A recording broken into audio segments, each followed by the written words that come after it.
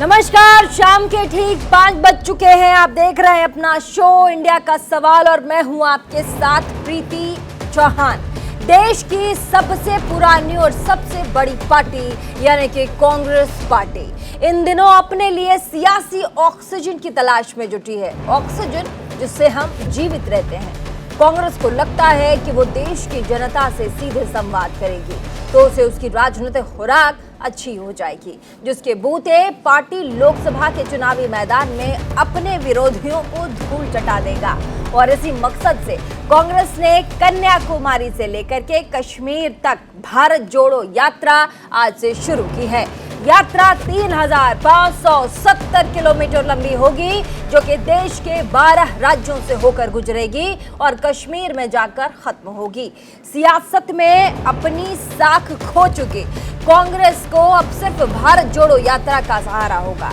इस यात्रा के जरिए कांग्रेस बीजेपी के उस सपने को भी तोड़ने की तैयारी कर रही है जिसमें बीजेपी ने कांग्रेस मुक्त भारत का सपना देखा था। कांग्रेस ने भारत जोड़ो यात्रा को और मजबूत करने के लिए इसमें सामाजिक संगठनों को और साथ ही 150 सिविल सोसाइटी ऑर्गेनाइजेशंस को साथ में लिया है। सियासत संभावनाओं का खेल है। अब ऐसे में कांग्रेस को लगता है कि इस यात्रा के जरिए वो जनता से जुड़ सकेगी और एक बार फिर से कांग्रेस के पुराने दिन वापस आ जाएंगे। कांग्रेस की सोच और सियासी समीकरण का ऊंट किस करवट लिए बैठेगा, ये तो साल 2024 के नतीजे ही बताएंगे। लेकिन ऐसे में तमाम सवालों के जवाब जानेंगे अपने मेहमानों से। लेकिन उससे पहले आज क्योंकि भारत जोड़ो रैली की शुरुआत हुई है, ये पद यात्रा होगी जो कि राहुल गांधी अपने तमाम कार्यकर्ता कांग्रेस के बड़े दिग्गजों के साथ 6-6, 7-7 घंटे दिन भर में यानी कि हर दिन 6 से 7 घंटे पैदल पदयात्रा करेंगे और जो कंटेनर्स उनके साथ चलेंगे उसके अंदर ही वो सोएंगे। ये पता चलेगा कि ये जो मेहनत कांग्रेस कर रही है कन्याकुमारी से लेकर कश्मीर तक, उसका अंजाम क्या होगा। क्या वो एक बार फिर से विश्वास कांग्रेस पार्टी एक बार जीत पाएगी 2024 के लिए। रिपोर्ट आपको दिखाएंगे सुबह से कैसी सरगर्मियां रही, उसके बाद बैक टू डिबेट तमाम मेहमानों से आपकी मुलाकात करवाएंगे। सबसे पहले रिपोर्ट देखिएगा।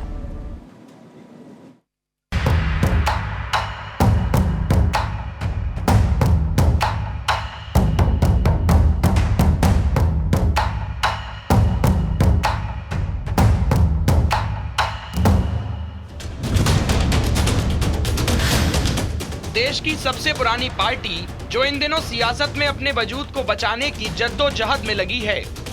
सियासत में अपनी साख को खो रही कांग्रेस से कई बड़े नेताओं ने अपना दामन छुड़ा लिया है। 2024 के लोकसभा चुनाव से पहले पार्टी से नेताओं का जाना कांग्रेस के लिए किसी झटके से कम नहीं है। कांग्रेस में जारी कलह के बीच पार्टी कार्यकर्ताओं में जोश भरने के लिए भारत जोड़ो यात्रा निकाल रही है। इस यात्रा की कमान राहुल गांधी के हाथों में है। कन्याकुमारी से यात्रा शुरू होकर कश्मीर तक जाएगी। 150 दिनों तक चलने वाली ये यात्रा देश के 12 राज्यों से होकर गुजरेगी। इस दौरान पार्टी के कार्यकर्ता 3,570 किलोमीटर की दूरी तय करेंगे।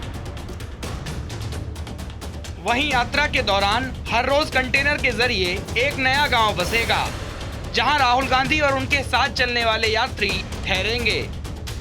हालांकि ये सभी कंटेनर यात्रा के दौरान साथ नहीं चलेंगे, बल्कि दिन के अंत में निर्धारित जगह पर यात्रा में शामिल लोगों के पास इन्हें पहुंचाया जाएगा। 7 सितंबर से कांग्रेस की भारत जोड़ो यात्रा का आगाज। कन्याकुमारी से भारत जोड़ो यात्रा की शुरुआत। कश्मीर में खत्म होगी भारत जोड़ो यात्रा। 3500 किलोमीटर से ज्यादा का सफर तय करेगी यात्रा। यात्रा की टैगलाइन, मिले कदम जुड़े वतन। 12 राज्यों से होकर गुजरेगी भारत जोड़ो यात्रा। तमिलनाडु और केरल बेस राज्य होंगे। तेलंगाना, आंध्र प्रदेश, महाराष्ट्र, मध्य प्रदेश, राजस्थान, यूपी, दिल्ली, पंजाब से गुजरेगी। एक तरीके से पार्टी संगठन को मजबूत करने के लिए भारत जोड़ो यात्रा निकाला गया है।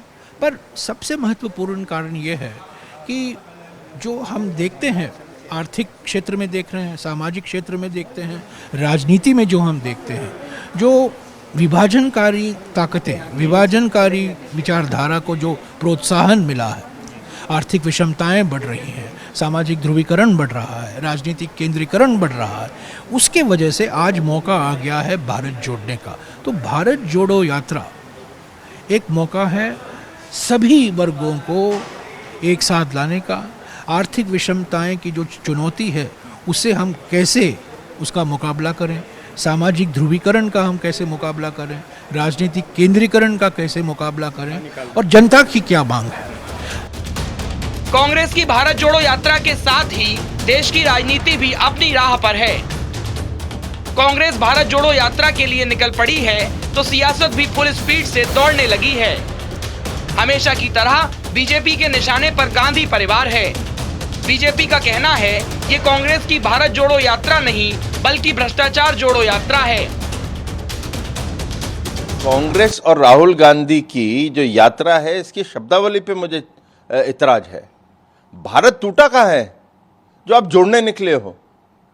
भारत तो टूटा नहीं है, उसको तो जोड़ दिया गया था।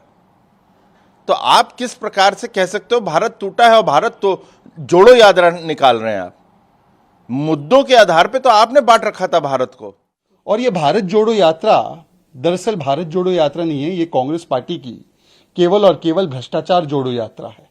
उत्तर से लेकर दक्षिण तक, पश्चिम से लेकर पूरब तक कांग्रेस पार्टी केवल और केवल राहुल रीलॉन्च सीजन 5 के चलते किस प्रकार से भ्रष्टाचार को जोड़ने के लिए यात्रा निकाल सकती है, इसी का आज एक रोड मैप शुरू किया गया है। सवाल यह पैदा होता है कि भारत को जोड़ने से पहले कांग्रेस पार्टी को परिवार छोड़ना चाहिए। पहले कांग्रेस पार्टी परिवार छोड़ो करे, फिर भारत जोड़ो में लगे। राहुल गांधी यात्रा को आम लोगों से जुड़ने का जरिया मान रहे हैं, इसीलिए चमक दमक से दूर साधारण तरीके से वो इस यात्रा को पूरा करना चाहते हैं।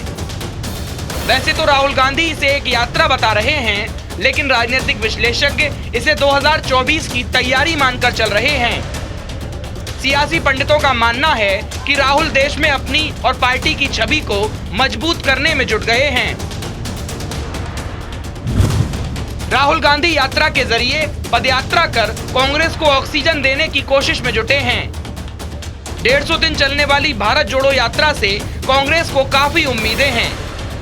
देखना होगा कि 5 महीनों में राहुल पार्टी की सोच और आम लोगों के विचारों में संगम करवाने में कामयाब हो पाते हैं या नहीं। Bureau report, news India. तो एक छोटी सी रिपोर्ट आपने हमारी तरफ से देखी। अब इसी रिपोर्ट के आधार पर हम डिबेट करेंगे और ऐसे में हमारे साथ तमाम मेहमान जुड़ चुके हैं। नेहा चौहान प्रवक्ता कांग्रेस की हमारे साथ जुड़ चुकी हैं। संतोष रंजन राय नेता हैं बीजेपी से, हमारे साथ जुड़ चुके हैं। अनुभव चक संघ विचारक हैं, थोड़ी देर में हमारे साथ जुड़ जाएंगे। राहुल लाल वरिष्ठ पत्रकार हमारे साथ स्टूडियो से मौजूद हैं, आपको स्क्रीन पर दिखाई पड़ रहे होंगे। सैयद जवाद राजनीतिक विश्लेषक हैं, आपके हमारे साथ स्टूडियो से आपको स्क्रीन पर दिखाई पड़ रहे हैं। आप सभी का न्यूज इंडिया के प्लेटफॉर्म पे बहुत बहुत स्वागत है। और ऐसे में जो पहला सवाल है मेरा वो नेहा चौहान कांग्रेस की प्रवक्ता है उनसे है कि ये पद यात्रा है आज कांग्रेस निकाल रही है कन्याकुमारी से, ये काफी पुराना पैतरा है। क्या इस बार कांग्रेस इस पद यात्रा के जरिए जो सोच रही है, जो टारगेट है 2024, क्या उसको साध पाएगी?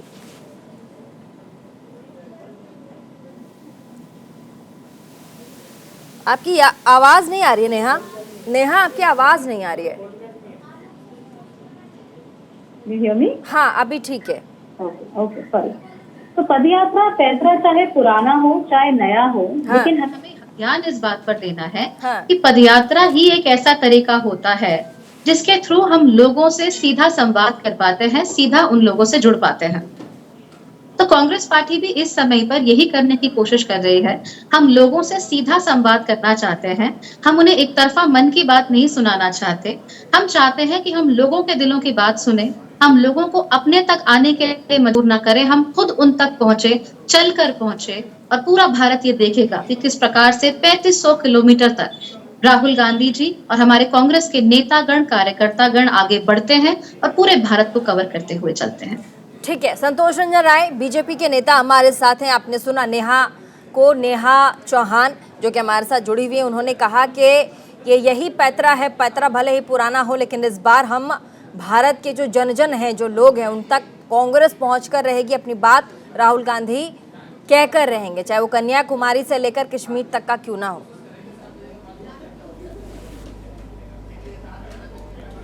प्रीति जी, कन्याकुमारी से कश्मीर तक भारत जुड़ा हुआ है, अखंड भारत जुड़ा हुआ है, कहीं कोई इसमें संशय नहीं है। लेकिन अब इनके नेता आलू से सोना बनाने की अपार सफलता के बाद अगर भारत जोड़ो यात्रा पर निकल रहे हैं तो हमारी शुभकामनाएं हैं उनको।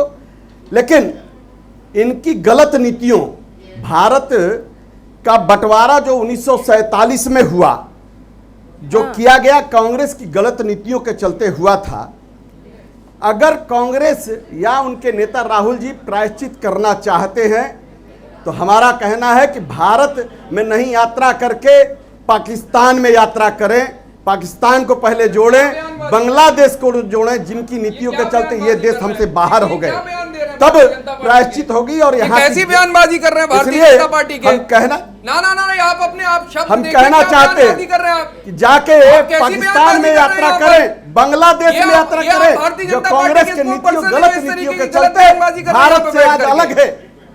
कन्याकुमारी से नरेंद्र मोदी जी के नेतृत्व में भारत एकदम इंटैक्ट है। कितनी बड़ी बात कर रहे हैं, सभी वर्गों का, सभी धर्मों का। अगर पाकिस्तान की यात्रा चाहते हैं तो आप और आपके नेता क्यों नहीं चाहते पाकिस्तान यात्रा करने के लिए? तो बड़े अपमानजनक बात कर रहे हो, देश को शर्मसार कर रहे हैं। आपकी लड़ाई राहुल गांधी से हो सकती है, कांग्रेस से हो सकती है, आप देश को शर्मसार करने वाली बात कर रहे हैं।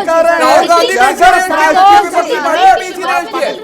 ना, ये बड़ी आपत्तिजनक बात है, बहुत आपत्तिजनक बात है। आप नेशनल टेलीविजन के ऊपर इस तरीके की बात बयानबाजी कर रहे हैं, क्यों नहीं चाहते? बहुत ही गलत बात है। संतोष जी, ये आपको अपने अल्फाज वापस लेना चाहिए। एक सेकेंड, जवाब नेहा एक सेकेंड। संतोष रंजन राय जी, देश में बाकी तमाम पार्टियां जितनी देश की हैं, कांग्रेस पार्टी भी देश की पुरानी और बड़ी पार्टियों में से एक है। ऐसे में कांग्रेस पार्टी को पाकिस्तान में जाकर प्रदर्शन करना है या देश में रहकर करना है, ये पार्टी तय करेगी। पार्टी देश का हिस्सा है और ऐसे में नहीं छोड़ देना, आपने इख्तियार करे हो, बहुत गलत है, बहुत आपत्तिजनक है। अपनी बात रखिए, बहुत आपत्तिजनक आपने बात कही। सही जवाब आती हूँ नेहा जी, आती हूँ सही जवाब जी, बोलिए। देखिए, जिस तरीके की अभी ये बयानबाजी कर रहे हैं भारतीय जनता पार्टी के स्पोक पर्सन, ये देश को शर्मसार करने वाली बात है। आप क्या बयानबाजी कर रहे हैं कि पाकिस्तान में जाकर के जो है प्रदर्शन करना चाहिए? आपके पास कोई मतलब वो है, वीजा लगाते हैं या अपना जो है गिरिराज सिंह की तरीके से हर किसी को पाकिस्तान जलाने के टूर एंड ट्रेवल की कंपनी आप चला रहे हैं? आपको शर्म नहीं आती? आप भारतीय जनता पार्टी के स्पोक पर्सन बैठ करके आप ये बयानबाजी कर रहे हैं। विपक्ष के बाद आप कटाक्ष करिए, आप जबरदस्त उनके ऊपर प्रहार करिए, मुद्दों की राजनीति के ऊपर बयानबाजी करिए, हर किसी को पाकिस्तान और बांग्लादेश भेजने की बात कर रहे हैं आप। अरे इस देश के अंदर जो है 70 साल लगातार कांग्रेस ने भी राज करा, क्या यही देश की जो आज दिशा है वो यही थी? आप देखिए किस तरीके से बेरोजगारी हिंदुस्तान के अंदर बढ़ी है, उसके ऊपर बात करते हैं। आपको शर्म नहीं आ रही इस तरीके के बयानबाजी करते हुए? संतोष रंजन से जवाब ले लेते हैं। संतोष रंजन को और सैयद जवाद को एक ही फ्रेम में लेके आइए, संतोष रंजन जवाब देंगे। प्रीति ठीक है, बोलने दीजिए। अब आपने बोल लिया, अपने सवाल को आपने पूरा कर लिया, आप संतोष रंजन जी जवाब देंगे, ठीक है। इनको हमारी बात बुरी लग रही है, नहीं, देश को अपमान करने वाली बात है।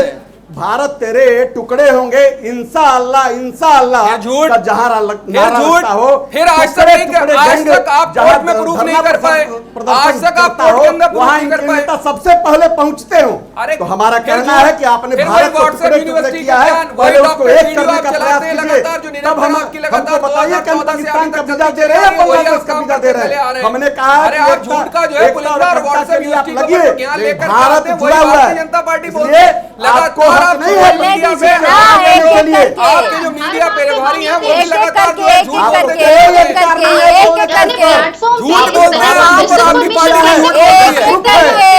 एक एक करके करके अपनी बात बोलिए, एक एक करके। आज आपका साथ छोड़ करके चले जा रहे हैं। ठीक है, नेहा चौधरी, नेहा चौहान, नेहा चौहान, अरे सुन लीजिए। आपने 370 हटा दिया था क्या? आपने 370 हटाया क्या? आप 70 सालों से देश में एक मिनट, मेरी बात सुनिए, उसके बाद आप अपनी बात बोलेंगे। आप मेरी जोड़ना नहीं बात चाहते सुनने के हैं। बाद देखिए, अपनी देखिए, बात एक बोलेंगे। सेकंड, संतोष, नेहा, जवाद और संतोष जी, एक सेकंड, और भी मेहमान हैं हमारे स्टूडियो में बैठे हैं, उनसे पहले मिलवा देते हैं, इंट्रोडक्शन ले लेते हैं, उसके बाद आगे डिबेट में बढ़ेंगे। हमारे साथ राहुल लाल जी भी हैं, वरिष्ठ पत्रकार हैं। आपने पूरे पैनल को सुना, और ऐसे में अभी जो भारत जोड़ो अभियान है कांग्रेस चला रही है, भारत तो जोड़ लेगी कांग्रेस, क्या कांग्रेस वोट में कन्वर्ट कर पाएगी भारत जोड़ो अभियान को 2024 के लिए? देखिए, कांग्रेस वोट में कन्वर्ट करे ना करे, लेकिन देश में जो मनों की दूरी आई है, जो दिलों की दूरी आई है, उसको जोड़ना प्रथम प्राथमिकता का चीज होना चाहिए। मैंने कांग्रेस के जो पूरे कार्यक्रम को देखा, दिलों की दूरी, एक सेकंड राहुल जी, दिलों की दूरी किसने की है? विपक्ष कह रहा है कि कौन से भारत को जोड़ने की बात कर रहे हैं, अखंड भारत को जोड़ने की बात कर रहे हैं, या मन में ही इन्होंने भारत के अलग अलग टुकड़े कर लिए उसके बाद जोड़ने की बात करे? विपक्ष कह रहा है भारत ने, देखिए बीजेपी जो चीज कह रही है, भारत के कोई भौगोलिक टुकड़े नहीं हुए हैं, लेकिन कहीं न कहीं मन के बीच में एक दीवार जरूर जो है कि यहाँ पे खाई पैदा की गई है, और वो खाई है सांप्रदायिक खाई, वो खाई है अमीरी गरीबी की खाई। अमीर और अमीर हो रहे हैं, गरीब और गरीब होते चले जा रहे हैं। आप देख लीजिए इस समय जो स्थितियां बनी हुई है, इसमें महंगाई अपने परचंड पे है, बेरोजगारी अपने परचंड पे है इस समय। तो ये एक अलग सी स्थिति है, ये बंटवारा आर्थिक स्तर पे भी है, ये बंटवारा धार्मिक स्तर पे भी है। इन दिलों को हमें मिलाना पड़ेगा, और इस मिलाने के लिए जो कांग्रेस पार्टी ने पहल की, वो केवल राजनीतिक पहल नहीं है, वो गैर राजनीतिक पहल भी है। उसमें सिविल सोसाइटी के तमाम लोगों को भी बुलाया गया है उसमें कि आप लोग भी आइए, आप लोग भी जुड़िए। तो इसका उद्देश्य केवल हमें पॉलिटिकल रूप में नहीं देखना चाहिए। अगर पॉलिटिकल उद्देश्य होता तो ये यात्रा गुजरात भी जाती। आप सोचिए, राजस्थान तक ये यात्रा जा रही है, लेकिन गुजरात नहीं जा रही है। तो इसका पॉलिटिकल उद्देश्य ठीक है, वो अंतिम फलाफल के रूप में अगर जनता नहीं तो जाइएगा क्या? अभी आप वो गुजरात में तो पिछले बार आपको पता ही चल गया, 150 सीट लाने का दावा कर रहे थे, 99 सीटों पे आप अटक गए थे। आपको कैसी कड़ी चुनौती मिली? आप क्यों नहीं 99 से 100 तो आप पिछले बार सरकार चला रहे हैं देश में, प्रदेश में। देखिए, विपक्ष को आप खारिज नहीं कर सकते। आप कैसे कर सकते हैं कि विपक्ष जाके जो है कि कांग्रेस जैसी पार्टी प्रदर्शन करे वहां पे? ये जो आपने स्टेटमेंट दिया, हमें आश्चर्य नहीं लगा, क्योंकि हेमंत बिस्व शर्मा ये स्टेटमेंट दे चुके हैं, जो संतोष जी ने उसी स्टेटमेंट को इस कार्यक्रम में दोहराया है। लेकिन आप भूल रहे हैं, आपकी जो पुरानी आधार वाली पार्टी जो आरएसएस और उससे जुड़ी हुई अनुषंगिक इकाइयां हैं, वो उस समय भारत विभाजन से संबंधित पार्टियों के, मुस्लिम लीग से, वो उन लोगों ने समझौता कर रहे थे और वो सरकारें बना रही थी। जिसको आज आप अपना महापुरुष बना रहे हैं, सरदार वल्लभ भाई पटेल, जिन्होंने पूरे देश को जोड़ा। आप ध्यान रखिएगा संतोष जी, वो कांग्रेस के ही थे। तो कांग्रेस, उस समय भी कांग्रेस ने देश को जोड़ा था, और आज भी अगर वो जोड़ने के लिए प्रधानमंत्री बना दिए थे सरदार वल्लभ भाई पटेल को। प्रधानमंत्री नहीं बने थे, प्रधानमंत्री नहीं बनेगा तो कांग्रेस ही नहीं रहा। आप परिवार छोड़ दीजिए ना, देश छूट जाएगा। सिर्फ परिवार को लेकर चलने में डूब रहे हैं Congress. I want to speak here. वो क्या राष्ट्रीय स्वयंसेवक संघ का हिस्सा थे? कांग्रेस को वो कांग्रेस का हिस्सा परिवारवाद के चलते डूब रही है। नेहा चौहान को थोड़ा सा सुन लेते हैं पहले, उसके बाद फिर संतोष रंजन राय, राहुल रंजन को फ्रेम में लाएंगे। लेकिन उससे पहले नेहा चौहान थोड़ा सा आप कुछ कहना चाह रही हैं बहुत देर से, एक लाइन का कुछ है, आप बोल लीजिए, उसके बाद हम संतोष जी को, राहुल लाल को एक फ्रेम में लाएंगे। चलिए नेहा जी बोलिए। संतोष रंजन राय जी ने जिस तरह की शर्मनाक बात आज यहाँ आपके प्लेटफॉर्म पर कही है, मुझे बहुत बुरा लग रहा है कि आज मैं इस पैनल पर आई जहां पे मुझे ऐसे शब्द सुनने को मिले, जहां पर पाकिस्तान और बांग्लादेश की बात हो रही है। संतोष रंजन राय जी, एक बात बताइए, आप हिंदुस्तानी हैं, पाकिस्तानी हैं या बांग्लादेशी? कहाँ के हैं? कहाँ है आपकी भाजपा पार्टी? क्या पाकिस्तान भाजपा जनता पार्टी है या बांग्लादेश भाजपा जनता पार्टी है? बताइए आप। तो आप हमें ये क्यों भारत बता रहे जुड़ा हुआ है हैं ना, कि एक भारत मिनट टूटा मेरी नहीं बात है। पूरी सुनेंगे, आप ज्ञान मत उसके बाद दीजिए वो अपनी संतोष बात रंजन रखेंगे। को, पाकिस्तानी के मेरी बात बात रखिए। को बीच में आप ज्ञान नहीं मत काटेंगे, दीजिए। मेरी बात सुनिए पहले। भारत जुड़ा हुआ है, भारत ये जुड़ा हुआ नहीं है। सुनिए एक सेकंड। अरे चेहरा चमकाने के लिए यात्रा कर रहे हैं। कश्मीर में उसका पिछले रेप हुआ 10 था। विधानसभा चुनाव में कांग्रेस कांग्रेस को करारी संतोष को बोलने दीजिए, उसके बाद संतोष जी को बोलने दीजिए, फिर आपके पास आती है राहुल जी। देश में कहीं देश को जोड़ने की जरूरत नहीं है। नहीं करेंगे भैया, आपने तो हिंदू मुस्लिम की खाई इतनी बड़ी बना दी है संतोष जी। वो सांप्रदायिक खाई से भी आपके देश को नुकसान हो रहा है। आपने कभी ध्यान दिया कि आपके यहाँ से विदेशी निवेश कितना ज्यादा, पीएफआई कितने ज्यादा हमारे विदेशी पूंजी निवेश बाहर निकल रहा है? पिछले संतोष रंजन राय और राहुल को फ्रेम पे लाइए। आपको जोड़ना पड़ेगा, संतोष रंजन राय और लोगों राहुल को को जोड़ने फ्रेम पे की लाइए। जरूरत है। इसमें देश बड़ा है, फ्रेम में संतोष रंजन राय, ठीक है संतोष रंजन राय बोले दीजिए। ठीक है, आप लोगों ने सवाल पूछ लिया, अब जरा जो सत्ता में है उनसे जवाब भी तो ले लीजिए, बोलने तो दीजिए उनको, जवाब दीजिए संतोष जी। प्रीति जी, बोलिए। पिछले 10 विधानसभा चुनाव में हाँ। कांग्रेस को करारी शिकस्त का सामना करना पड़ा था। आप सबको सर्वविदित है जी। तो अब राहुल जी के चेहरे को चमकाना है तो ये भारत जोड़ने चले हैं। हमारा कहना है कि 2019 के चुनाव में भी लोकसभा में करारी शिकस्त मिली। पिछले 20 सालों से सक्रिय राजनीति में राहुल जी हैं। रोज रात दिन नई पॉलिश लगा के, नया क्रीम पाउडर लगा के आने का प्रयास कर रहे हैं, सफल नहीं होंगे। हम आपसे कहना चाहते हैं, पूरे देश की जनता माननीय नरेंद्र मोदी जी के नेतृत्व में इंटैक्ट है। 2024 में कोई जगह नहीं है इनके लिए। कितना भी पीट लें, कितना भी दौड़ लें, कितना भी देश के अनुभव चक भी हमारे साथ जुड़ चुके हैं, वरिष्ठ संघ के विचारक हैं। एक और मेहमान हमारे साथ जुड़ गए हैं, एक और मेहमान हमारे साथ जुड़ गए हैं, एक और मेहमान नया एक हमारे साथ एक और मेहमान जुड़ चुके हैं। अनुभव चक संघ विचारक है। अनुभव जी, न्यूज इंडिया 24/7 पे आपका बहुत बहुत स्वागत है। ये भारत जोड़ो रैली जो आज राहुल गांधी यानी कि कांग्रेस पार्टी कन्याकुमारी से कश्मीर तक निकाल रही है, और ऐसे में एक बड़ा ये पूरा का पूरा पद यात्रा होगी जिसमें तमाम कांग्रेस के बड़े अधिकारी, नेता, छोटा से छोटा कार्यकर्ता जो भी कांग्रेस पार्टी में है उनके तरफ से ये पद यात्रा निकाली जाएगी। और ऐसे में इस तरह की पदयात्रा पहले भी सियासत में होती रही है। पहले अगर हम देखें, पहले के टेन्योर में संघ भी इसका परिचायक रहा है। पहले संघ के तरफ से भी कई बार इस तरह जो पदयात्रा है और लोगों को एकजुट करने की जो चीज़ है पहले भी संघ ने किया है। आप कैसे देखते हैं, क्योंकि आप संघ विचारक हैं और संघ के विचारों में बिलीव करते हैं, तो राहुल गांधी की ये जो पहल है क्या 24 के लिए काम आएगी? देखिए, लोकतंत्र के अंदर प्रत्येक पार्टी को अधिकार है कि वो जिस तरह से चाहे अपने लोगों को जोड़ने के लिए काम करे। अब जहां तक नाम दे दिया इस कार्यक्रम को भारत जोड़ो, पता नहीं राहुल गांधी जी को ये कहां से एहसास हो रहा है कि भारत उनको टूटा दिख रहा है, बिखरा दिख रहा है, छितरा दिख रहा है, और कौन से भारत को जोड़ना चाहता है कि भारत के अंदर ऐसा क्या हो रहा है जो राहुल गांधी चाह रहे हैं कि इस पद यात्रा के मार्फत जोड़ें। जिसको हम और आप सभी इस चीज को देख रहे हैं कि अगर कुछ टूटा है, कुछ बिखरा है, तो वह कांग्रेस का कुनबा। राहुल गांधी इस यात्रा के द्वारा कांग्रेस के कुनबे को जोड़ने का प्रयास कर रहे हैं, और वो ये मैसेज देना चाह रहे हैं कि हम सड़क पर उतर सकते हैं।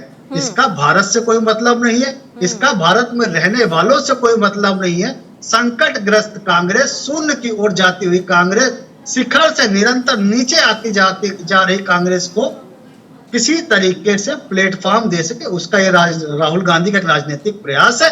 और राजनीतिक पार्टी होने के नाते उनको अधिकार है, वो अपना कर सकते हैं। इससे संघ को या भारत में रहने वाले किसी व्यक्ति को कोई दिक्कत नहीं है।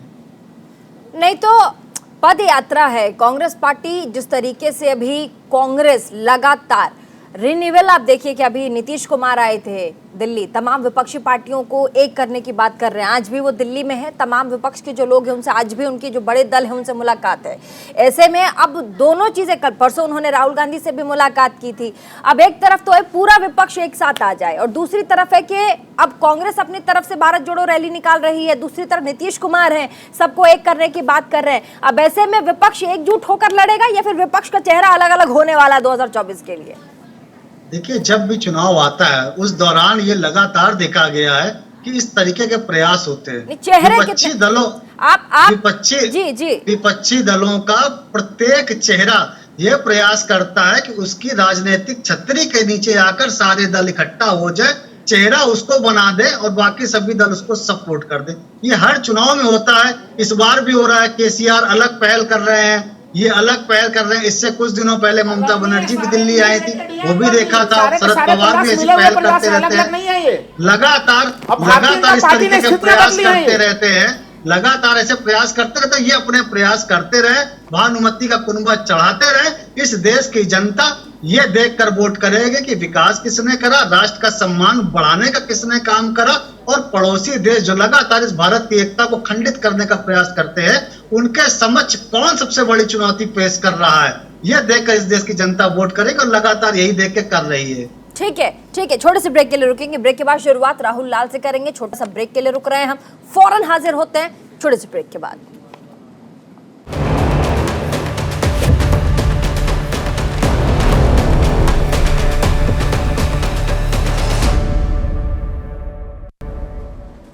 ब्रेक के बाद इंडिया के सवाल में एक बार फिर से आप सभी का बहुत बहुत स्वागत है। तो इस डिबेट में जिस तरीके से आज हमारे जो जितने भी गेस्ट हैं, लगातार शुरू से जैसे डिबेट स्टार्ट हुआ आपने देखा कैसे गहमा गहमी बनी हुई है। बैक टू डिबेट, हम डिबेट की ओर एक बार फिर से चलते हैं। राहुल लाल जी से हमारा सवाल होगा। राहुल जी, भारत जोड़ो यात्रा, अब विपक्ष कह रहा है कि यात्रा तो ठीक है, आप भारत जोड़ लीजिए।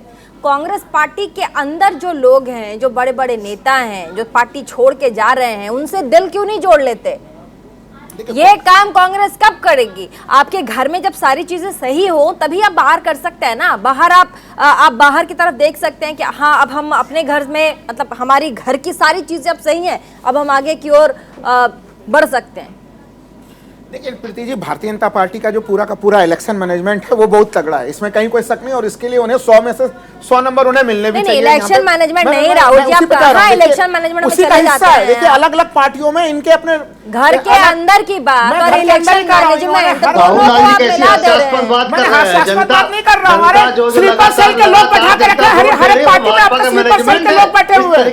वो G23 के लोग भारतीय जनता पार्टी की आवाज बोलते हैं, उनको तो कांग्रेस के लोगों को निकाल देना चाहिए। वो आपसे जुड़े हुए लोग हैं। मैं आश्चर्यजनक बात नहीं बोलता। ये बताइए, पंजाब के मुख्यमंत्री थे, मैं तो शुरुआत से जान लो, मैं कब से कह रहा हूँ वो कि भले वो कांग्रेस के मुख्यमंत्री थे लेकिन वो रियल में भारतीय जनता पार्टी के लिए कैप्टन अमरिंदर काम कर रहे थे। ये स्थितियां थी, ये कांग्रेस नेतृत्व को ध्यान देना चाहिए था, देना चाहिए था। नहीं, लास्ट के समय में वो आपके लिए बैटिंग कर रहे थे। सुनने में क्यों खराब लग रहा है? अब ये सुन लीजिए, जो बात आप कर रहे हैं विकास की बात हो रही है, आपके नहीं बोला कांग्रेस की नीति उनका जाने से राहुल गांधी का विरोध आप लोग ये तमाम आरोप उसमें भी लगा रहे थे। जब पश्चिम बंगाल में ममता बनर्जी के साथ सारे लोग छोड़ के बीजेपी ज्वाइन कर रहे थे, तभी कांग्रेस की नीतियों से सहमत है भारतीय जनता पार्टी का सुनने के लिए थोड़ी हिम्मत रख लीजिए। कोई मतलब है वहां पे भी सारे लोग जा रहे थे, आप लोग कह रहे थे कि ममता बनर्जी अकेली हो गई। ऐसे लोगों के आने और जाने से किसी पार्टी को फर्क नहीं पड़ता। प्रियंका गांधी की चाटुकारिता करे वही कांग्रेस, प्रियंका गांधी की चाटुकारिता करने की बात कहां आ रही है? अनुभव तक अभी आपने कहा कि बड़ी विकास की बातें हो रही है, वो भारतीय जनता पार्टी का हो जाता है। आप एसबीआई और आरबीआई की रिपोर्ट पढ़िए। आरबीआई ने अपने खुद की रिपोर्ट में बोला कि भारत का पूरा ग्रोथ है, आपको कोरोना काल से पहले वाली अर्थव्यवस्था लाने में आपको 12 से 15 साल लगेंगे। हमारी अर्थव्यवस्था 12 से 15 साल पीछे हो चुकी है। थोड़ा कभी अर्थव्यवस्था के थोड़े आंकड़ों को देख लीजिए। आपका राजस्व प्राप्ति का सुन लीजिए, राजस्व प्राप्ति के आपका 42% हिस्सा किसमें खर्च हो रहा है? केवल ब्याज देने में जा रहा है। कर्ज के अपार बोझ में आप डूबे हुए हैं। ठीक है,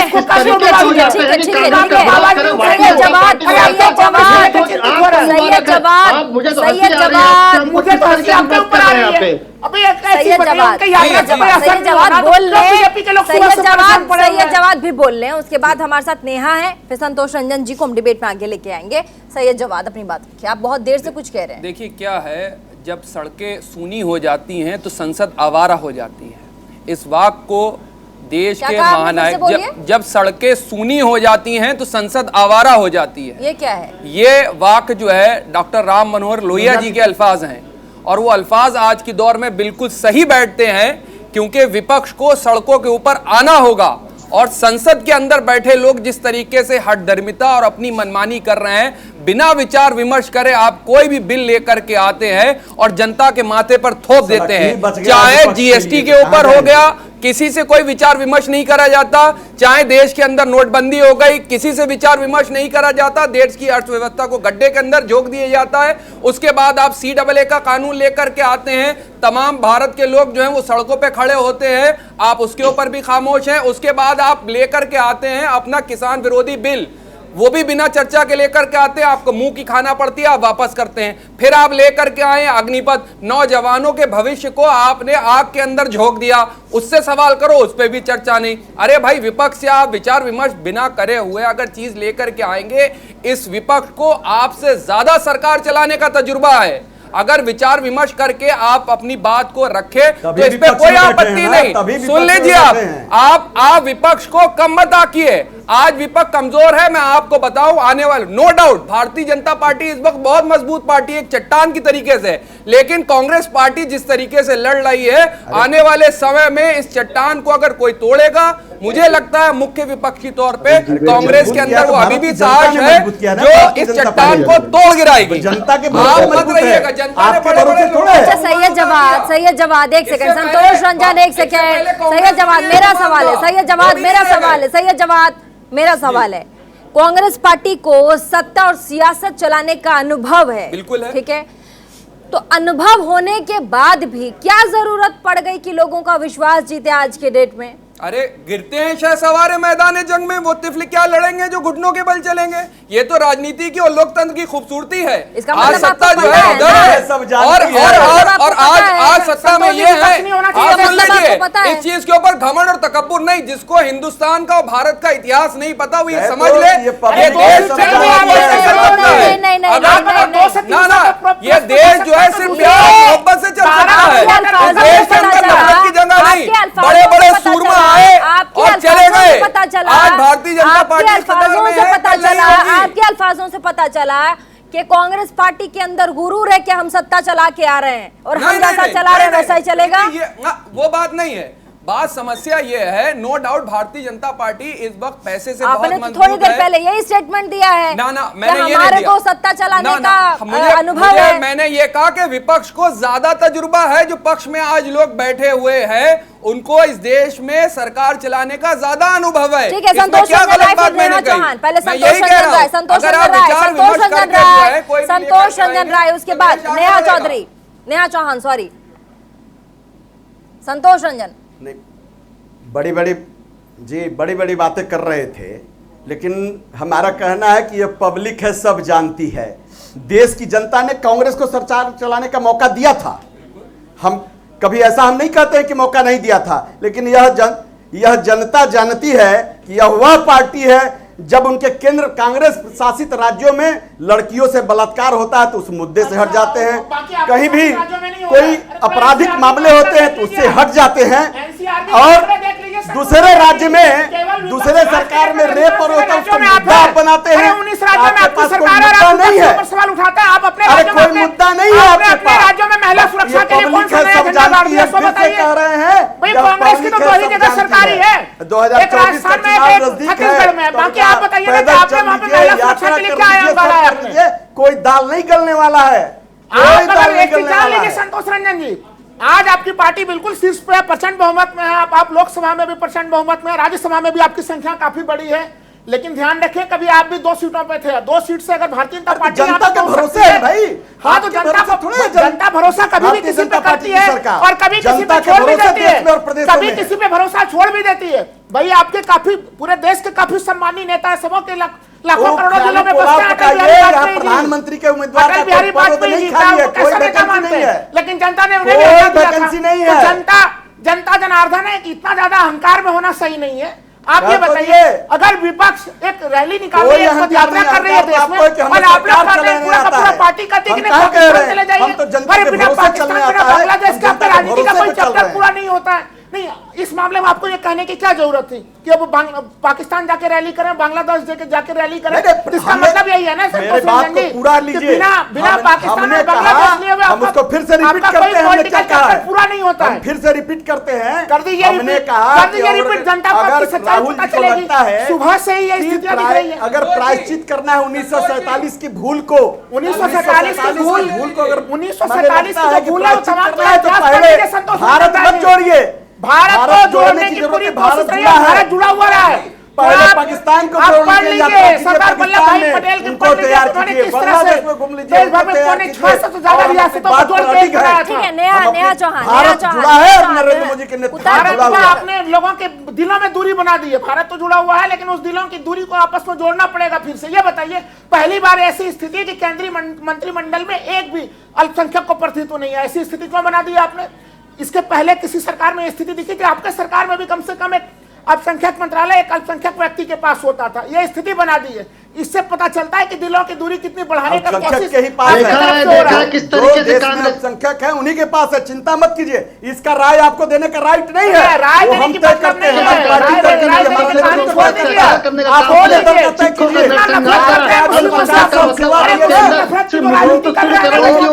अगर मुस्लिम नहीं है तो आपकी नजर में वो अल्पसंख्यक नहीं है, अल्पसंख्यक का मतलब आप मुस्लिम तक ही सीमित कर देते हो। जिस कांग्रेस की आप चर्चा करने को लगे हैं 1984 में सिखों के नरसंहार में किस तरीके से काम करा था, देखा नहीं था आपने क्या?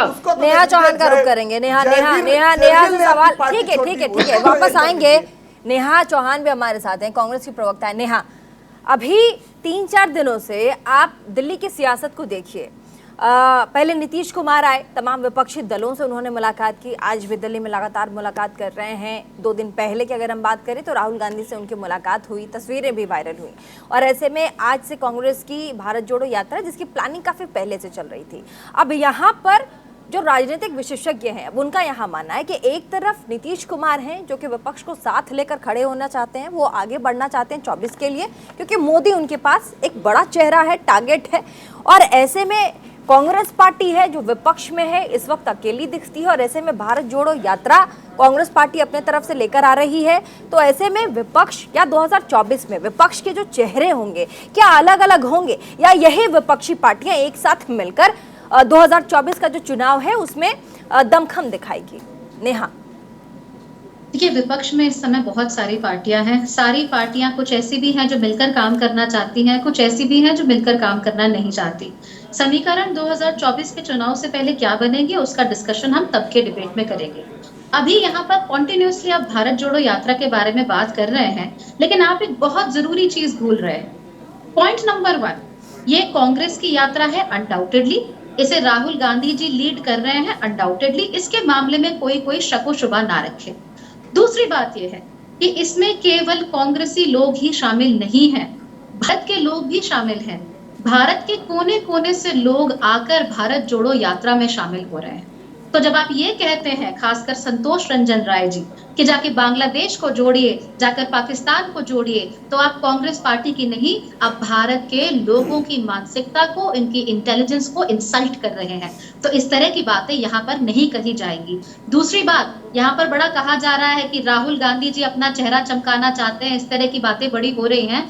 राहुल गांधी इस देश के बड़े नेता हैं। अगर आप उन्हें बड़े नेता नहीं मानते होते तो उनकी इस यात्रा से आप इतना बिलबिला नहीं रहे होते। अगर आप लोगों ने गार्डनिंग की है, खेती बाड़ी कभी की है, तो आपको पता है कि बड़ी सारी फसलों के साथ खरपतवार भी उग जाती है।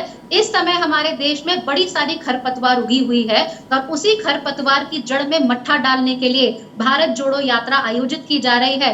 इसको लीड करेंगे राहुल गांधी, इसको लीड करेगी कांग्रेस पार्टी, लेकिन इस यात्रा में शामिल होंगे भारत के लोग। और इस बात को कोई ना भूले। और आप देखिएगा कि किस प्रकार से कन्याकुमारी से लेकर कश्मीर तक भारत के लोगों का साथ हमें मिलता रहता है। हम भारत को जोड़ने आए हैं। दिलों में जो दूरियां हुई है ना, कि जोमेटो स्विगी से कोई अगर डिलीवरी बॉय आता है, किसी खास जाति धर्म का होता है, तो हम कहते हैं भैया उसको मत भेजो। घर में अगर इंटरनेट लगवाना होता है, हम कहते हैं किसी खास जाति धर्म का है, उसको मत भेजो। इस तरह की जो बातें हैं, इन बातों को हम लगाम लगाना चाहते हैं। भारत के लोग जो मुट्ठी बनकर एक साथ जुड़े हुए थे, उनको फिर से मुट्ठी की तरह जोड़ना चाहते हैं। ज्योग्राफिकली अनडाउटेडली भारत जुड़ा हुआ है और जुड़ा रहेगा, और इसमें कांग्रेस पार्टी ने अपना पूरा सहयोग किया है पिछले 70 सालों में। लेकिन जो दिलों में दूरियां आई हैं, जो आप लोगों को जाति धर्म के नाम पर लड़वा रहे हैं, नहीं, उसको तोड़ने के लिए नेहा जी ने आपने कहा कि हिंदू मुस्लिम और लोगों के जो दिलों में दूरियां, आपने तमाम बातें कही। गुलाम नबी आजाद साहब का इंटरव्यू मैंने जब किया, वो आपके पार्टी के दिग्गज नेता, उन्होंने कहा मैं इस देश में रहता हूँ, कश्मीर से आता हूँ, यहाँ के सरजमी का हूँ, मुझे कभी नहीं लगा, मुझे कभी महसूस नहीं हुआ। गुलाम नबी आजाद जी एक नेता हैं, 40 साल उन्होंने बड़ी बड़ी पोस्ट होल्ड की हैं कांग्रेस पार्टी के अंदर। शायद गुलाम नबी आजाद हिंदू मुस्लिम नहीं, ये तो राजनीतिक पार्टियां अपनी अपनी जगह से कर रही है ना, ये तमाम चीजें लेना चाहिए ना, सवाल पूछा बिल्कुल नहीं। देखिए, मैंने काउंटर पूछा है आपसे, उन्होंने कहा हमें कभी महसूस नहीं हुआ सरजमी पे। सब्जी लेने गए तब उन्होंने किसी से कहा कि भैया तू किसी खास समुदाय का है, तू किसी खास जाति का है, हम तुमसे सब्जी नहीं लेंगे, हम तुम्हारा माल नहीं खरीदेंगे, हम इन लोगों की दुकानों में नहीं जाएंगे। ये होता है इस देश में, कितने ही लोगों को कि उनके फ्रिज में मांस पड़ा हुआ था, इसके सिर्फ शक के आधार पर मार दिया जाता है। कितने ही लोगों को उनकी जाति के आधार पर मार दिया जाता है, मारा जाता है, पीटा जाता है। क्या ये देश में नहीं हो रहा है? और आप मुझे बताइए, आप एक सीनियर जर्नलिस्ट हैं, क्या आप देख नहीं रही हैं कि 2014 के बाद से किस तरीके से देश में जाति धर्म के नाम पर विभाजन बढ़ा है? क्या ये आपको दिखता नहीं है? क्या ये संतोष रंजन राय को नहीं दिखता? क्या ये राहुल जी को नहीं दिखता? क्या ये सैयद साहब को नहीं दिखता? सबको दिख रहा है। लेकिन एक सेकंड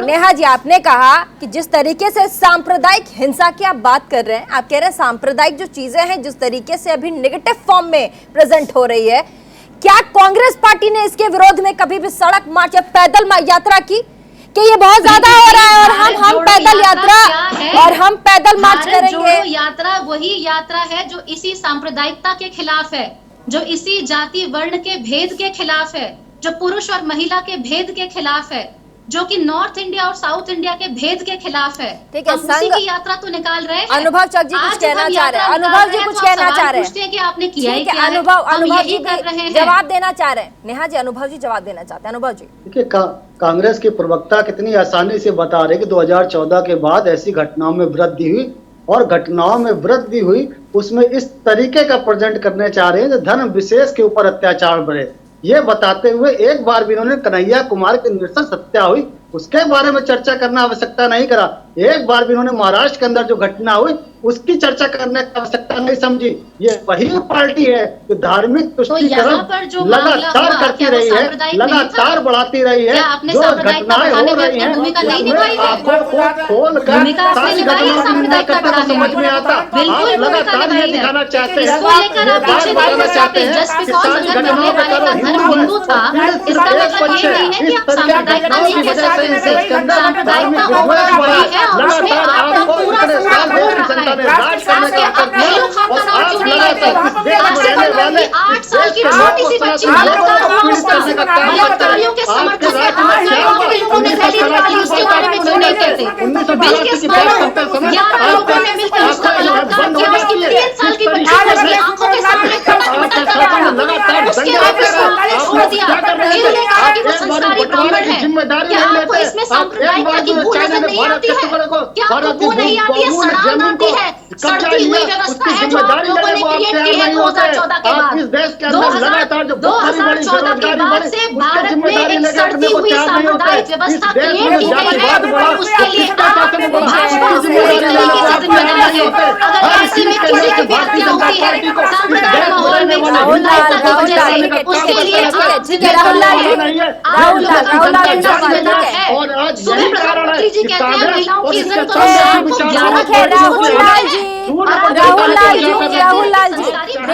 राहुल लाल से सवाल लेने दीजिए। नहीं, राहुल लाल से सवाल लेने दीजिए। और भी गेस्ट हैं हमारे साथ, और भी गेस्ट हैं हमारे साथ, और भी गेस्ट हैं हमारे साथ। राहुल लाल जी और भी गेस्ट हैं हमारे साथ। एक सेकेंड, और भी गेस्ट हैं हमारे साथ। राहुल लाल जी, सत्ता की खोज की ओर अब हम इस वक्त जिस तरीके से हम लोग बातचीत कर रहे हैं, तमाम राजनीतिक हलचल जिस तरीके से तेज है देश में, अब हम यहाँ ये नहीं कह सकते कि कोई भी पार्टी 2024 के लिए नहीं सोच रही। ये हम बिल्कुल नहीं कह सकते, क्योंकि यहाँ तमाम जितनी भी पार्टियों से हम बात कर रहे हैं सब कह रहे हैं हम 24 के लिए सोच ही नहीं रहे, हम देश के लिए अपना काम कर रहे हैं। क्या आप खुद आप इतने बड़े जर्नलिस्ट हैं, आप कह सकते हैं तमाम पार्टियां जो इस वक्त जिस तरीके से राजनीतिक हलचल में सब कूदे हुए हैं, क्या आपको लगता है कि 2024 के लिए काम नहीं कर रहे, अपनी अपनी पार्टी को सशक्त नहीं कर रहे? सत्ता की खोज, बिल्कुल यही मैं कह रही थी, सत्ता की खोज में क्या कांग्रेस अब ज्यादा सशक्त होकर ऊपर आएगी भारत जोड़ो यात्रा से? देखिए, मैं मानता हूं कि देश में जब लोकतांत्रिक व्यवस्थाएं होती हैं तो उसमें सत्ता पक्ष के साथ साथ मजबूत विपक्ष भी आवश्यक है, और इसमें तो विपक्ष की भूमिका और भी बहुत ज्यादा आवश्यक है कि वो आखिर जनता की नहीं। सुन लीजिए बड़ा जर्नलिस्ट होता है, मुझे छोड़ दीजिए मैं क्या हूँ, सुन लीजिए भाई, बिल्कुल जर्नलिस्ट संवैधानिक बात ही करेगा। ये बताइए, लोकतंत्र में सत्तारूढ़ पक्ष के साथ विपक्ष आवश्यक नहीं होता, आखिर कौन आवाज उठाएगा? जनता की आवाज कौन उठाएगा? अरे आप तो महंगाई स्वीकार करने के लिए तैयार नहीं है, आप महंगाई स्वीकार करने के लिए तैयार नहीं, आप बेरोजगारी स्वीकार करने के लिए तैयार नहीं है। आप सुन लीजिए, से बोलते, एक सेकंड राहुल जी एक सेकंड, अनुभव जी एक सेकंड, इनको बोल लेने दीजिए, राहुल को बोल लेने दीजिए, फिर मैं आपके पास आऊंगी, आप अपनी बात रखिएगा। एक सेकंड के लिए राहुल की बात सुन लेते हैं। राहुल देखिए, जो सवाल था आपका कि पॉलिटिकल पार्टीज को भाई सत्ता के लिए तैयारी अगर वो नहीं करेंगे तो फिर तब तो उनकी आलोचना होगी। इनको बिल्कुल 2024 के लिए काफी कम समय है और उस समय के लिए तमाम पार्टियों को, चाहे वो सत्तारूढ़ पार्टी है, उनका पूरा अधिकार है कि वो प्रचार प्रसार करें। अभी हम लोगों ने खुद देखा कि गृह मंत्री जी निर्देश दे रहे थे मंत्रियों को कि भाई आपने प्रवास का काम पूरा नहीं किया है। मंत्री कह रहे थे कि भाई हमारे पास मंत्रालय का काम काफी ज्यादा है, तब फिर उसमें गृह मंत्री ने कहा कि नहीं, आपको सबसे पहले पार्टी संगठन का भी काम करना पड़ेगा। तो ये देखिए 24 के लिए तो चीजें चल रही हैं। अगर भारतीय जनता पार्टी अग्रेसिव ढंग से चल रही है तो विपक्ष क्यों नहीं काम करे? तो ये जो आपका सवाल है सत्ता की तरफ अग्रसर होना, वो बिल्कुल उनका भी काम है कि वो जन सरकार के मुद्दों को उठाएं। लास्ट में ये लोकतंत्र, जनता खुद फैसला करेगी। लेकिन ये स्थितियां क्यों आई है? देखिए, जनता से जुड़ कर वो कोई भी पॉलिटिकल पार्टी आप दूर से आप निर्णय नहीं कर सकते थे। ये एक बहुत ही शानदार निर्णय है। इस निर्णय के अंतर्गत ये जरूर ध्यान रखा गया कि पूरे उत्तर भारत और दक्षिण भारत को, जो हम लोग कहते हैं कि जम्मू कश्मीर से लेकर कन्याकुमारी तक, उस पूरे के पूरे रास्ते पर चला जा रहा है। देखिए, मैंने शुरुआती हिस्से में भी कहा था। अब मेरा सवाल है राहुल लाल जी, आपने कश्मीर से कन्याकुमारी और कन्याकुमारी से कश्मीर तक की बात की। अब ये पूरा जो कश्मीर कन्याकुमारी टू कश्मीर वाला भारत जोड़ो है, अब इसमें यहाँ है कि हम है राही वोट वाला ज्यादा दिखाई पड़ रहा है कि हमें वोट चाहिए जी, तो हम ये रैली निकाल रहे हैं। नहीं, देखिए, पार्टियां तो वोट के लिए करेंगे, आग्रह क्यों नहीं करेंगी? उनको करना भी चाहिए। अगर मुद्दों के आधार पर वो जो मुद्दे उठा रहे हैं, लग रहा है कि भाई विपक्ष के मुद्दे में दम है तो जनता स्वीकार करेगी। विपक्ष के मुद्दे में दम नहीं होगी, सरकार के मुद्दों में अनुभव जी से जवाब ले लेते हैं। मैं केवल एक लाइन कर रहा हूं, बोलिए। आखिर इस समय ये मानने के लिए कोई तैयार होगा कि नहीं कि देश में बेरोजगारी चरम के स्तर पे, महंगाई है। महंगाई के आप केवल खुदरा महंगाई दर के आंकड़े देखें कि नहीं, खुदरा महंगाई दर के आंकड़े घटे, थोक महंगाई दर के आंकड़े अभी भी 15% पे बने हुए। जब बात होती है कि नहीं, हम लोग भारत के दुनिया के 5वीं अर्थव्यवस्था बन गए, बड़ी खुशी होती है। अब अनुभव जी को बोल रहे थे, ध्यान देंगे जवाब। अनुभव जी और ब्रिटेन का प्रति व्यक्ति है 27,000। राहुल जी टाइम कम है, अनुभव जी बोल लीजिए, उसके बाद सही जवाब के पास आती हूँ मैं। अनुभव जी जवाब दे दीजिए। अभी बात कही जा रही है उसमें किस तरीके से सिर्फ तुष्टीकरण की बात और कुछ बातें हो रही। एक तरफ जनता के निर्णय को सर्वोपरि कहा जा रहा है और वहीं तरफ वही जनता जब भारतीय जनता पार्टी को चुनती है, भारतीय जनता पार्टी की सरकार बनाती है, तो ये कहा जाता है कि भारतीय जनता पार्टी का मैनेजमेंट है। किस तरीके की दोहरी बातें इस पैनल पर बैठ के लोग कह रहे हैं, वो देखकर इस देश की जनता भी हंस रही होगी और हमारे जैसे लोगों को भी खराब लग रहा है। छापामारी का पूरा अभियान चल रहा है सुबह से। जब आपके बीच बोल रहे थे, आप हमारे बीच बोल ही रहे थे। अनुभव जी नहीं बोल रहे थे, राहुल जी अनुभव जी नहीं बोल रहे, बोलने दीजिए उनको, 2 मिनट बोलने दीजिए। ठीक है, हमें बोलने दीजिए। बोलिए। जनता के निर्णय जो सर्वोपरि है तो उसका सम्मान करना चाहिए। उसको मैनेजमेंट जैसी बात कौन सम्मान नहीं करता? उसको ये चुनावी प्रबंधन नहीं है। चुनाव प्रबंधन में भारतीय जनता पार्टी आ गई है तो आपको गर्व से स्वीकार करना चाहिए। सिर्फ चुनावी प्रबंधन भारतीय जनता पार्टी करती है। चुनावी प्रबंधन तो हर राजनीतिक दल करता है। हर राजनीतिक दल से उस कौशल में आप लोग आ गए, ये तो अच्छी बात है। हमारा इंटरव्यू नहीं ले रहे राहुल जी। मैं इंटरव्यू नहीं दे रहा हूँ, आप इलेक्शन मैनेजमेंट सब गलत संदर्भ में ले रहे हो। मैं एक सेकंड बोल लेने दीजिए ना राहुल जी, एक सेकंड बोल लेने दीजिए। जो बातें हो रही थी सर अभी अनुभव जी थोड़ा जल्दी रखिएगा, थोड़ा जल्दी। जनता पार्टी की सरकारों में ये नहीं हुआ है। ये लगातार 1947 के बाद इस देश में जिनकी सरकार रही उनकी जिम्मेदारी थी कि इसको समाप्त क्यों नहीं कर पाए, उनकी तरफ प्रश्न चिन्ह क्यों नहीं लगाते, उनकी सरकारों में कैसे पनपता रहा। वर्तमान सरकार का सवाल उठेगा ना कि मैं 1947 वाले सरकार का सवाल उठेगा। अभी सत्ता में सत्ता में कांग्रेस होगी, कांग्रेस से सवाल पूछे जाएंगे। आप बताइए आप इस भारत को क्या बिना मुस्लिमों का भारत चाहते हैं? अगर ये बात हो रही है कि केंद्रीय मंत्रिमंडल में मुस्लिमों का प्रतिनिधित्व क्यों नहीं है, जो देश में 25 करोड़ से जिसके ऊपर आबादी है, पूरा मंत्रिमंडल हमारा दिख रहा है कि ये सवाल नहीं पूछे जाएंगे। सही जवाब जल्दी से, सही जवाब जल्दी से, सही जवाब जल्दी से, सही जवाब 1 सेकेंड, सही जवाब जल्दी से। देखिए प्रीति, क्या है, अभी यहाँ पर बात हो रही थी कि जनता के दिए हुए समर्थन का और मैंडेट का जो है वो सम्मान होना चाहिए और बड़ा हास्यास्पद लग रहा था जब यही जनता ने जो है अभी मैंडेट दिया था। आप देखेंगे मध्य प्रदेश के अंदर किस तरीके से सरकार गिरा दी गई, क्या सम्मान करा गया था। आप देखिए महाराष्ट्र के अंदर क्या हुआ, जनता ने मैंडेट दे करके जो है सरकार गिरा दी, क्या हुआ। कर्नाटक के अंदर क्या हुआ, गोवा के अंदर क्या हुआ। उसके बाद आप देखिए कैसा मैंडेट का सम्मान हो रहा, किस तरीके से कैसे जो है विधायक तोड़े जा रहे हैं और मुख्यमंत्री यहाँ दिल्ली के अंदर आरोप लगा रहे हैं कि पैसों के अंदर जो है विधायक खरीदे जा रहे हैं। तो ये जो है भ्रष्टाचार नहीं है। भारतीय जनता पार्टी की समस्या क्या है, जितना भी करप्ट इंसान हो, कितना करप्ट नेता हो, भारतीय जनता पार्टी के पास एक वॉशिंग मशीन है, जैसे ही आप उसके अंदर डालेंगे आपके सारे जो है कसूर माफ हो जाएंगे। सुन लीजिए, भारतीय जनता पार्टी के पास है वो अब पाउडर भी एक आता था, शायद मैं उसका कोई विंडोज नहीं करूंगा, लेकिन वो कहते हैं ना दाग अच्छे है, तो भारतीय जनता पार्टी को दाग वाले नेता जो है वो अच्छे लगते हैं। वो दाग वाले नेता भारतीय जनता पार्टी को अच्छे लगते हैं, वो दाग अच्छे हैं ना, वो एक है बड़ी टैगलाइन अच्छी, वही भारतीय जनता पार्टी में बैठती है। बोल सकते ना, अपने मन से कुछ नहीं बोल सकते। पाउडर है तो बता दीजिए ना, पाउडर है तो बता दीजिए, अपने मन से कुछ नहीं बोल सकते। तो तमाम जितने भी मेहमान, आप सभी का बहुत बहुत शुक्रिया इस डिबेट में हमारे साथ आए, अपने अपने विचारों को रखो। और ऐसे में आपने देखा कि कैसे आज भारत जोड़ो यात्रा कांग्रेस कश्मीर से लेकर कन्याकुमारी तक, कन्याकुमारी से लेकर कश्मीर तक निकाल रही है, और इसमें तमाम विपक्ष के नेता, तमाम लोग वहां एकजुट हो रहे हैं और नारा बुलंद कर रहे हैं। अब देखना ये होगा कि ये जो भारत जोड़ो यात्रा है, क्या ये कांग्रेस वोट में कन्वर्ट कर पाएगी, क्या लोगों का विश्वास जीत पाएगी, क्या लोग एक बार फिर से कांग्रेस की तरफ, एक मजबूत सशक्त विपक्ष के तौर पर कांग्रेस की तरफ देख पाएगी। सवाल है, सोचिएगा जरूर। छोटे से ब्रेक के लिए, ब्रेक के बाद खबरों का सिलसिला लगातार जारी रहेगा।